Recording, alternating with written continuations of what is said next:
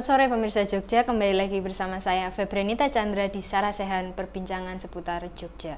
Pada kesempatan kali ini 30 menit ke depan kita akan membahas satu topik yang mungkin sudah tidak asing lagi buat kita, yaitu tentang relawan penanggulangan bencana. Di sini kita sudah kehadiran dua narasumber yang cukup berpengalaman di bidang kerelawanan. Yang pertama kita sudah kedatangan Bapak Endro Sambodo dari relawan SAR DIY dan Bapak Mas Utrofiki dari relawan PMI Kabupaten Sleman. Mungkin sebelum kita bahas, kita perkenalan dulu nih sama narasumber yang sudah hadir pada sore hari ini. Yang pertama dari Pak Endro Sambodo dulu. Mungkin sudah berapa lama berkecimpung di dunia relawan ini? Oke, untuk saya berkecimpung di dunia kerelawanan atau di dunia SAR dari 2006. Semenjak erupsi Gunung Merapi yang 2006, sebelumnya kemudian dilanjut dengan gempa, kemudian disusul erupsi yang terjadi 2006 itu sampai dengan hari ini. Tuh. Kira-kira berarti sudah 11 tahun ya Pak ya? Iya. Kemudian 11 tahun itu kira-kira sudah ikut kegiatan apa aja? Mungkin yang diingat aja, mungkin kalau kegiatan evakuasi apa aja mungkin sudah terlalu banyak ya 11 tahun, tapi mungkin kegiatan apa aja yang cukup besar yang Bapak ikuti sebagai relawan mungkin? Yang jelas erupsi Gunung Merapi 2006 dengan korban 2 orang yang terkubur di Bangker Kaliadem. Kemudian evakuasi gempa 2006 yang skalanya masif atau dengan jumlah korban yang banyak. Kemudian erupsi Merapi 2010, nah itu yang sifatnya besar. Kemudian evakuasi tsunami Pangandaran 2006 juga, itu yang sifatnya agak besar. Nah, ya. Kemudian untuk Pak Masud, mungkin sudah berapa lama di dunia relawan ini? Saya sendiri untuk terjun di dunia relawan, khususnya di relawan PMI itu sudah sejak tahun 2000. Tahun 2000 menjadi relawan dan untuk operasi harian seperti laka lantas itu sering sekali, hampir tiap hari kalau kita pas piket di ada kejadian gitu. Sleman. Untuk kebencanaan juga ya dari tahun itu hingga saat ini. Mungkin kalau dulu kan belum ada BNPB atau BPBD, nah itu teman-teman PMI masih sering sekali ikut terjun gitu.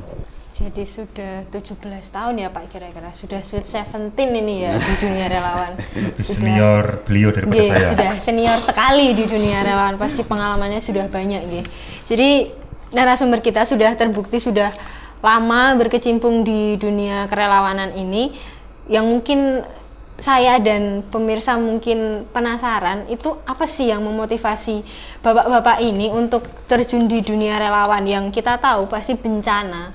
Di kondisi bencana itu pasti setiap orang berusaha untuk menyelamatkan dirinya sendiri dan keluarga terdekat.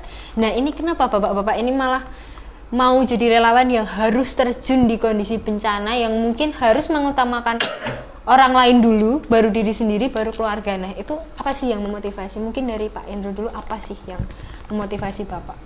Oke, kalau dibilang menyelamatkan orang lain dulu, baru menyelamatkan diri sendiri, kemudian baru menyelamatkan keluarga, mungkin agak kurang pas. Jadi ketika saya selamat, keluarga selamat, nah itu yang pokok dulu itu. Baru nanti saya menyelamatkan orang lain. Jadi istilahnya gimana saya menyelamatkan orang lain ketika saya sendiri gak selamat, istilahnya gitu. Oke.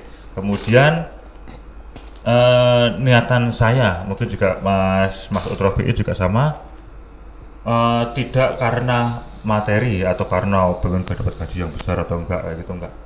Rata-rata hampir semua relawan itu ketika melakukan kegiatan relawannya dibayar 2M, dibayar senilai 2M. Makasih Mas atau makasih Mbak. Sangat mahal gitu. Iya, sangat mahal itu. Kemudian yang memotivasi mungkin atau yang kenapa kok saya pengen masuk ke dunia relawan itu karena seneng. Udah ya, karena saya seneng di dunia ini, di dunia kerelawanan. Udah nggak ada tambahan lagi, kayak ya udah seneng. Ketika saya seneng ya enjoy aja saya jalani Jadi kalau mungkin digambarkan ke kalimat yang lebih mudah itu kayak sudah jadi hobi gitu ya Pak, sudah tertanam gitu ya jadi dunia relawan ini, atau gimana mungkin? Kalau hobi nanti kesannya wah moga-moga ada bencana atau moga-moga ada kecelakaan atau moga-moga kejadian. Kalau hobi berarti saya hobinya nolong, berarti moga-moga ada banyak orang yang ditolong. Takutnya kan seperti itu, doanya jelek nanti dia. Jadi ya mengalir aja ketika ada orang yang butuh ditolong atau ada kabar bahwa di sini ada kecelakaan, ada kejadian atau ada bencana, ya saya tergerak adanya untuk ke sana ataupun membuat satu tim untuk bergerak ke sana, ya karena rata-rata teman-teman satu tim itu atas dasar seneng itu. Untuk Pak Maksud dulu mungkin gimana? Kalau saya ya temennya seneng, asik aja. Jadi seperti yang dikatakan Mas Indro tadi, untuk apa namanya itu tidak mengharapkan kejadian, memang tidak mengharapkan kejadian, cuman kalau memang ada hal seperti itu dan kebetulan pas jatah kita tugas, nah itulah kesenangan kita di situ. Jadi bukan senang di atas derita orang lain kan gitu. Jadi kalau digambarkan ya, saya ulangi lagi, itu kita tidak tahu kenapa awet di dunia relawan. Ya memang karena kesannya di dunia kerelawanan itu memang asik aja gitu. Jadi kalau mungkin boleh kita simpulkan, itu jadi relawan itu bukan cuman sekedar hal yang main-main ya Pak, itu jadi dari benar-benar dari hati dan tidak senang di atas penderitaan orang karena dapat kerjaan ya, karena memang ingin membantu saja. Tambah lagi kan itu karena memang kita juga ya didasari kita pengen belajar, kita punya keahlian, nah itulah yang mendasari kita berkegiatan giat terus untuk menjadi relawan. Misalnya kan kalau relawan kan tidak melulu di relawan apa ya, misalnya apa namanya evakuasi. Nah, di samping evakuasi itu kan nanti ada relawan yang menyediakan logistik, jadi macam-macam. Nah itu lah apa, nanti ada jurusan-jurusan tertentu yang membuat kita sesuai dengan hobi kita gitu. Misalnya relawan pergudangan, relawan dunia psikologi ada juga, terus relawan dapur umum. Nah itu banyak sekali gitu. Jadi itulah yang membuat jadi orang tertarik gitu loh, terlebih-lebih saya. Jadi mungkin kalau untuk yang belum tahu, pemirsa yang belum tahu, itu relawan tuh nggak cuman yang hanya ke lapangan saja ya Pak, yang mohon maaf mungkin evakuasi korban di lapangan dan lain sebagainya, itu nggak hanya sesempit itu ya Pak. Betul sekali, betul sekali. Banyak dunia relawan dari apa baru dunia kemanusiaan pun itu masih banyak, kalau dikupas banyak sekali, apalagi relawan di luar dunia kemanusiaan. Ada yang mau ditambahkan mungkin dari Pak Indro? Oke, jadi ketika mungkin anggapan orang ketika kita melakukan pencarian atau mungkin lihat di berita-berita ketika ada kejadian entah longsor atau ada orang hilang, tim pencari, nah itu istilahnya artinya tim SAR atau tim relawan gitu. Namun sebenarnya di belakang layarnya itu banyak tim relawan-relawan yang mendukung kegiatan itu. Contoh ketika mungkin saya pengen ikut relawan tapi saya nggak bisa apa-apa, tapi saya bisanya cuma ngetik.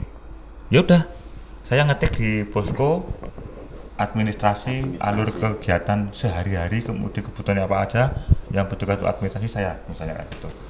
Mas, saya bisanya cuma nyetir ya, saya pengen ikut jadi relawan, boleh nggak? Ya, nggak masalah nyetir, karena itu dibutuhkan buat dropping logistik, buat dropping personel dan segala macamnya. Itu saya cuman bisanya masak Mas. Itu malah lebih penting lagi. Relawan pada melakukan evakuasi di lapangan, pulang-pulang ke posko tidak ada makanan, kelaparan, wah nanti repot itu. Nah, jadi sebenarnya semua orang bisa jadi relawan. Tergantung dari orangnya itu bisa apa, kemudian ngapain, nanti akan ditempatkan sesuai dengan kemampuannya.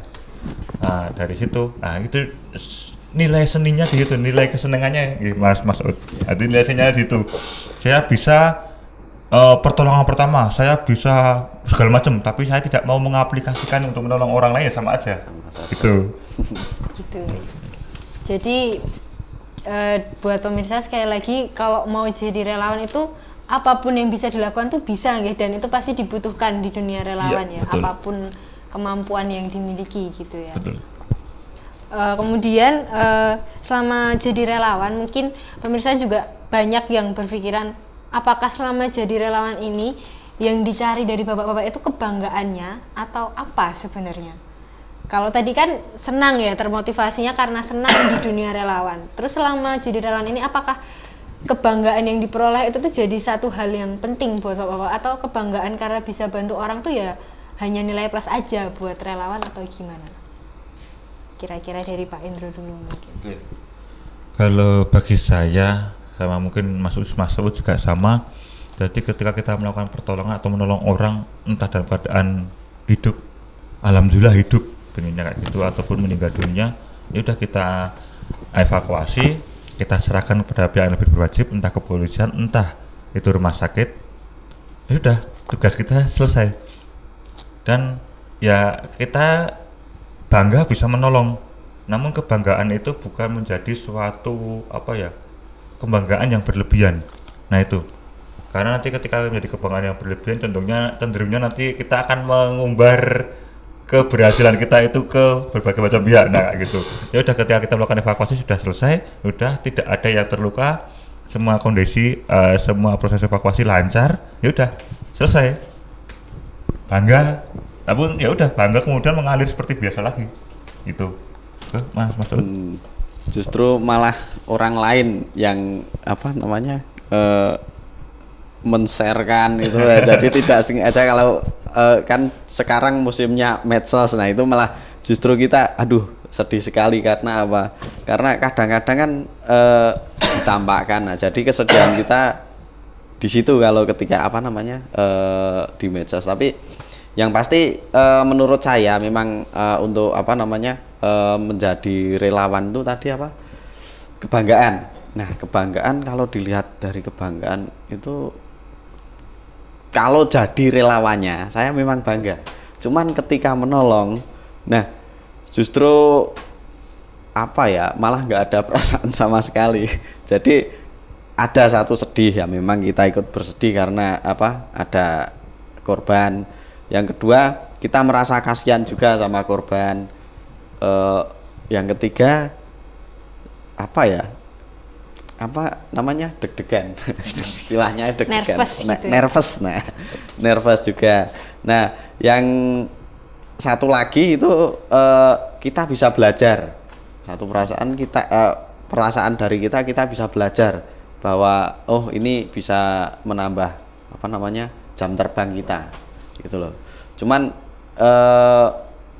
rumit sekali pokoknya kalau diceritakan soal bisa panjang ya, ini 30 menit gak cukup nggih. Betul sekali. Ya, jadi keberhasilan dari relawan ini tuh berarti bukan untuk dibanggakan, tapi untuk memacu diri untuk kedepannya. Betul, gitu. Semakin baik ngoten ya. Ya, kemudian tadi kan sudah 11 dan 17 tahun ya di dunia relawan ini, dengan kesenangan dan keasikannya di dunia relawan itu, kira-kira apa sih yang bapak-bapak ini rasakan mungkin selama proses evakuasi atau kegiatan-kegiatan relawan lainnya? Itu apa sih yang dirasakan? Mungkin pernahkah merasakan takut, dan apakah takut itu tuh mengganggu atau gimana? Mungkin bisa dijelaskan ke pemirsa. Monggo Pak Indro. Kalau bagi saya, sering ketika melakukan operasi pencarian, evakuasi ataupun ke lokasi bencana, pasti muncul rasa takut. Namun munculnya rasa takut itu kan saya anggap sebagai warning atau peringatan. Ketika saya takut berarti saya harus lebih hati-hati. Ketika saya melakukan kegiatan atau melakukan cuman melangkah saja saya takut, berarti saya harus lebih hati-hati. Itu berarti ada sesuatu yang tidak normal di situ. Apa dulu? Nah, ketika sudah diteliti ternyata memang sudah aman, ya udah berarti saya takut saya udah hilang, berarti tidak ada permasalahan. Tapi ketika saya tidak mempunyai rasa takut, saya masuk ke lokasi bencana, bisa-bisa saya celaka gitu. Jadi takutnya itu bukan menghambat, tapi juga sebagai pendorong ya, buat lebih hati-hati dalam bertindak, dalam mengevakuasi gitu ya Pak. Betul. Kemudian kalau Pak Masud sendiri mungkin? Kalau merasa takut, saya memang apa ya, sifat dasar saya memang dari kecil saya memang merasa takut. Tapi ketika melihat situasi, misalnya ada kejadian laka lantas atau penemuan mayat atau evakuasi korban apalagi hidup, nah itu memang merasa takut. Cuman takut itu bisa hilang ketika emosi untuk menolong itu ada pada saya. Nah, hilanglah rasa takut. Nah, kalau memang sifat saya memang menakut, apalagi kalau sedang sendiri ngopi di malam hari di dekat kebun, nah itu pasti Malah saya merasa takutnya, malah takut-takutnya kalau ada sesuatu yang lewat, nah itu malah takut. Tapi ketika itu ada misalnya penemuan atau nah itu baru takut saya hilang. Ya ada sedikit sih rasa takut. Nah, yang selanjutnya ketika saya merasakan takut juga, takutnya saya keliru dengan apa yang saya kerjakan. Jadi ranah misalnya itu bukan ranah saya, nah itu baru saya merasa takut. Oh, ini kok saya kerjakan, misalnya merubah posisi pasien ketika tangannya patah. Nah, saya rubah posisinya. Nah, itu saya baru ini kesalahan saya. Pasti saya evaluasi lagi untuk nanti kita bekerja lebih baik lagi misalnya ada kejadian. Saya rasa itu.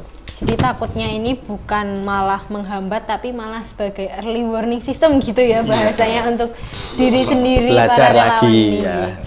Terus kira-kira dari bapak-bapak ini mungkin nggak sih selama 11 dan 17 tahun ini di dunia relawan ada nggak sih pengalaman-pengalaman yang tidak terduga, tidak terlupakan, yang juga mungkin itu jadi membuat bapak-bapak ini semakin yakin, ya saya mau terus di dunia relawan. Ada nggak sih pengalaman yang seperti itu? Mungkin di operasi evakuasi bencana apa mungkin kalau ada. Mungkin dari Pak Hendro dulu. Saya dulu. Oke. Mungkin flashback omongan saya yang di awal bahwa saya mulai di dunia kerelawanan itu dari 2006, erupsi siaga, erupsi Gunung Merapi 2006, kemudian ternyata pas lagi siaga disusul gempa tanggap darurat selesai, langsung disusul Merapi lagi, setelah Merapi langsung tsunami Pangandaran, terus dilanjut dengan beberapa kejadian-kejadian berikutnya, kemudian sampai ke erupsi 2010 dan sampai sekarang dengan kejadian-kejadian yang mungkin kalau kita tahu beberapa waktu yang lalu lumayan ada yang kecil ada yang besar. Dari situ mungkin ada beberapa yang saya datang ke lokasi, entah sebagai evakuator atau sebagai peninjau atau pemberi dropping logistik atau sebagai mohon maaf wisatawan bencana kayak gitu. Nah, di situ semuanya berbekas. Jadi tidak ada bukan hanya cuma 1 atau 2 atau 3 proses evakuasi atau proses kebenaran yang saya ikuti yang berbekas. Semuanya berbekas. Semuanya masih ingat dalam pikiran karena di masing-masing jenis kejadian itu mempunyai nilai historis tersendiri. Dan terkadang di kejadian yang sebelumnya bisa penanganan itu kita aplikasikan atau kita lakukan untuk menangani musibah-musibah berikutnya begitu. Jadi kalau dibilang ada nggak yang spesial, semuanya spesial, semuanya ada di ingatan gitu. Jadi di setiap kejadian itu selalu ada memori yang bisa digunakan untuk belajar semakin baik ke depannya ya Pak. Betul. Untuk Pak Masud mungkin. Kalau sesuatu yang berkesan, yaitu seperti Mas Indro katakan, lain bencana akan lain kesannya. Jadi saya yang skalanya nasional maupun daerah untuk bencananya, nah itu pasti ada kesan-kesan tersendiri. Jadi misalnya kasus Aceh, kasus gempa bumi Jogja, terus kasus Padang, kasus erupsi Merapi 2010 sampai pas itu kasus Merapi yang pernah melibatkan Mas Indro juga itu pernah ikut terlibat, semuanya ada kesannya. Jadi kesannya itu nanti misalnya pergerakan relawan waktu itu dulu masih carut marut, nah itu kan bisa untuk belajar saya dan mungkin teman-teman satu tim tahun 2004 untuk pergerakan relawan seperti apa, 2006 lebih tertata lagi, 2010 semakin baik, 2000 berapa lagi saya lupa, nah 2014 nah itu lebih tertata lagi. Nah itulah yang membuat saya ada punya agak terkesan untuk dengan melihat kasus-kasus tadi gitu loh. Jadi seperti itu. Jadi setiap kejadian itu punya memorinya sendiri-sendiri ya Pak. Rasanya beda-beda gitu. Iya, betul. Nano berarti ya untuk 11 dan 17 tahun ini sudah banyak kejadian, berarti hampir semua sudah merasakan ya Pak ya. Senior sekali, sudah sweet 17 gitu. Kalau saya untuk justru lebih lama menjadi relawan tuh justru malah semakin bodoh gitu loh. Justru semakin kelihatan bodoh karena kan semakin apa ya? Ilmu kan berkembang gitu loh. Semakin sekarang ada cara mengevakuasi seperti itu. Beda dengan 17 tahun yang lalu kan tetap ada perkembangan merasa kalah sama perkembangan ya Pak. Justru itu malah saya merasa semakin kecil. Tapi pengalamannya tentu enggak semakin kecil dong Pak ya. Pengalamannya pasti sudah belum banyak begitu sekali. Banyak. Belum kurang ya 17 tahun, kurang lama ya. Sepertinya ya. Semoga nanti Bapak bisa di dunia relawan berpuluh-puluh tahun ke depan ya. Kemudian kita lanjut lagi untuk pertanyaan selanjutnya. Mungkin masyarakat kita nggak pernah berharap ada bencana terjadi ya Pak, tapi mungkin ini pertanyaan yang sering ada di benak masyarakat namun nggak sampai buat bertanya, mungkin bahasa Jawa nggak tegel mau nanya. Mungkin kalau besok misal saya menempatkan diri saya, mungkin besok kalau ada bencana dan saya dibantu oleh relawan, itu saya harus ngapain, saya harus menyiapkan apa kira-kira kalau dari para relawan. Mungkin itu pertanyaan sangat simpel dan mudah, tapi mungkin banyak masyarakat yang bertanya-tanya, besok kalau aku dibantu bapak-bapak relawan itu aku harus ngapain ya, harus nyiapkan apa. Mungkin bisa dijawab dari Pak Indro dulu. Oke. Orang yang terkena musibah atau orang yang terkena bencana akan lebih baik ketika tidak ngapa-ngapain. Itu. Jadi tugas relawan adalah menolong orang yang terkena musibah ataupun terkena bencana. Orang yang terkena musibah maupun terkena bencana jangan sampai merasa terbebani. Nah, namun biasanya karena adat lokal di sini di kita, terutama di DIY, ketika ditolong kok tidak ngasih sesuatu air, teh atau apa kayak gitu, nggak enak dan macamnya itu. Tapi saya ulangi sekali lagi, kita sebagai relawan sudah bisa menolong orang yang terkena musibah ataupun terkena bencana, itu sudah senang banget. Itu kita diberi kesempatan untuk berkegiatan di bencana, itu sudah senang banget. Jangan sampai malah kita semakin membebani dalam tugas kita melakukan pertolongan atau evakuasi, malah membebani korban. Nah itu. Jadi sudah diizinkan membantu saja itu sudah lebih dari cukup gitu. Betul. Iya. Mungkin Pak Masud mau menambahkan? Kalau menjadi korban, yaitu baiknya lebih kooperatif. Maksudnya gini, kalau misalnya kan dunia sana saya tidak jauh dari medis. Nah, jawab pertanyaan, kalau misalnya seorang pasien itu sadar dan dia bisa ngobrol, nah jawab aja. Jadi yang diperlukan itu kooperatif aja. Jadi bisa bekerja sama. Nah, yang lain ya seperti Mas Indro tadi, wah cukup diem saja. Itu sudah enak bagi kami gitu loh sebagai relawan. Terus nggak usah macem-macem, apalagi nggak ada di anak-anak kayak misalnya kok kita membantu di suatu daerah siap ke sampai nasi tumpeng nasi, nah itu Mas justru kita lebih terbebani dengan itu. Nah pekewoh dengan sangat berat sekali karena niatnya memang membantu gitu Pak ya.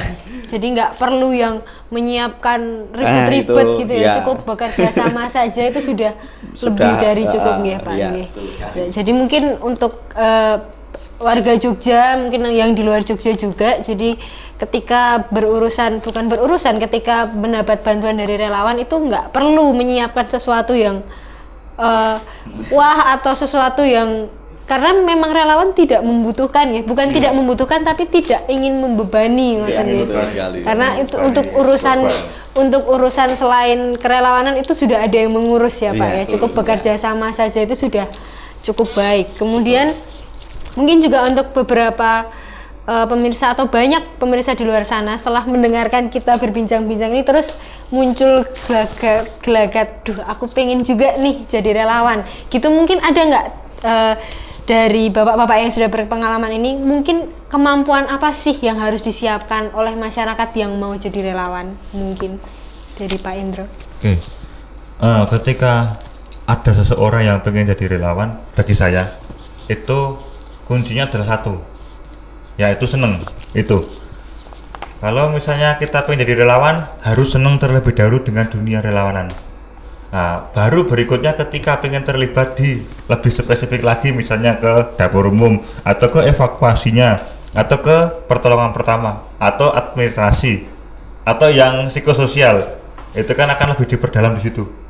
Misalnya aku seneng mas menolong orang, tapi aku pengennya di nangani pengungsi, menghibur pengungsi supaya tidak sedih. Oke, nggak apa, tapi seneng toh di relawan seneng. Oke, baru kita latih atau kita tingkatkan kemampuannya untuk mengelola psikososial tersebut. Oh, saya diarahkan. Saya pengen seneng menolong orang, tapi saya lebih cenderungnya ke pertolongan pertama mas. Oh ya udah, nanti ada masternya atau gurunya untuk ngajari pertolongan pertama yang baik dan benar, kayak gitu. Jadi intinya adalah bagi saya sendiri, orang pengen terlibat ke dunia relawanan, intinya atau kuncinya adalah seneng. Itu, jadi tidak perlu kemampuan yang sangat spesifik ngoten nggih. Cukup dengan mau dulu, seneng dulu, terus nanti di dunia relawan itu akan diarahkan ngoten nggih, kemampuan mana yang dibutuhkan gitu ya. Betul. Karena mempunyai kemampuan yang hebat, mempunyai ilmu ataupun skill yang hebat, tapi tidak senang menolong orang atau tidak mau menolong orang, ya sama saja. Gitu. Kalau niatnya nggak ada sama aja ngoten ya. Mungkin dari Pak Masud ada yang mau ditambahkan? Sama sih. Kalau yang berminat menjadi relawan itu satu, seneng, ciptakan kesan yang baik atau kesan yang menyenangkan, baru nanti belajar itu belakangan. Untuk menjadi seorang ahli itu setelah seneng dulu. Nah, baru kita asah. Nah, kita arahkan ke misalnya ke tim DU atau tim psikologi atau macam-macam lah nanti. Nah, itu baru yang penting seneng. Betul sekali Mas Indro, sama seperti yang saya batin. Di batin ya. Jadi senengnya ini seneng di dunia relawan ya Pak, bukan. Mungkin kan ada beberapa masyarakat yang berpikir kalau saya senengnya seneng dipuji bisa enggak, atau saya senengnya, bukan meremehkan masyarakat gitu, maksudnya kan itu manusiawi ya Pak, seneng dipuji itu kan pasti ada. Nah, itu cukup enggak untuk jadi relawan? Ya kalau cuman pinginnya dipuji, pergaulan sehari-hari dipuji seperti biasa. Cuman kalau misalnya kita baru mengatasi atau menangani suatu kejadian dipuji, nah itu rodok gede ndase sedikit saja itu pas ketika itu, nah itu manusiawi lah. Cuman jangan sampai keterusan, jadi nanti takutnya jadi watak dan seperti itu. Jadi karena itu sifat manusiawi dan pasti ada, nggak apa-apa ya Pak, cuman agak untuk sedikit bangga, mak jeduk ya. Tapi untuk relawan jangan jadi watak gitu ya. Mungkin waktu kita nih terlalu singkat ya untuk bahas dunia relawan yang sangat kompleks ini. Mungkin nanti di lain kesempatan bisa langsung konseling sendiri ya sama bapak-bapak ini dengan senior ini. Mungkin sekian dari kami, dari narasumber dan saya. Mungkin kalau sepanjang perbincangan ini ada salah-salah kata, kami mohon maaf. Selanjutnya selamat menjalani hari. Terima kasih sudah menyaksikan. Salam siaga, siap untuk selamat. Terima kasih Pak sudah menemani